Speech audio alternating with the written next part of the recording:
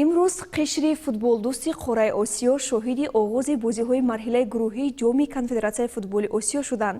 Дар ин мусобиқот Тоҷикистонро дудаста ноибқаҳрамони кишвар Хуҷанд ва барандаи ҷоми футболи мамлакат равшан намояндагӣ мекунанд. Нахустин шуда дар гурӯҳи F дастаҳои Насаф ва Алай миёни ҳам нерӯ санҷиданд. Гузориш аз натиҷаи вохӯрии мазкур.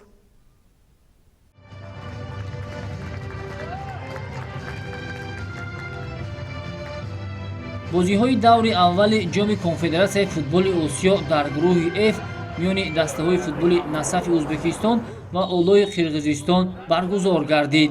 ин вохӯрӣ дар варзишгоҳи марказии ҷумҳуриявии шаҳри Душанбе сурат гирифт. дастаҳо дар 45 дақиқаи қисмати аввал бозии пӯшидаро анҷом доданд. ҳамин буд ки ба ҳарду ҷониб имкони рахна кардани дарвозаҳои ҳамдигар пеш наомад ва қисмати аввали дидор бидуни задани гол ҷамъбаст шуд. футболбозони дастаи Насаф баъд аз 15 дақиқаи танаффус гӯё рӯҳияи дигар гирифтанду услуби бозии худро каме тағйир доданду бештар ба хати ҳамла таваҷҷӯҳ зоҳир намуданд.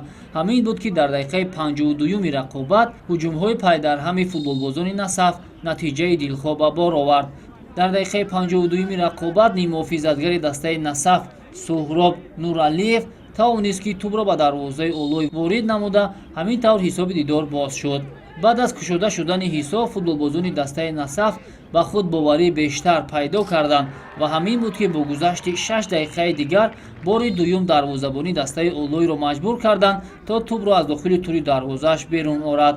голи дуюми дастаи Насафро Шоҳмалик Комилов дар дақиқаи 58-ум ба самар расонид. бо гузашти 6 дақиқаи дигар аз голи дуюм футболбози дигари дастаи ӯзбекистонӣ Ҳусейн Норчиев зарбаи сеюми нишонраси Насафро иҷро кард ва ҳамин буд ки ҳисоб 3-0 гардид.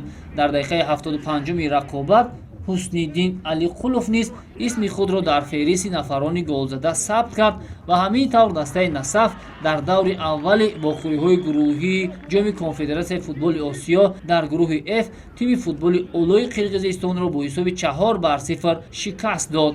ҳамакнун Насаф дар даври дуюми бозиҳои гурӯҳӣ бо дастаи Хуҷанди Тоҷикистон бозӣ мекунад. ин вохӯрӣ рӯзи 17 май ба нақша гирифта шудааст.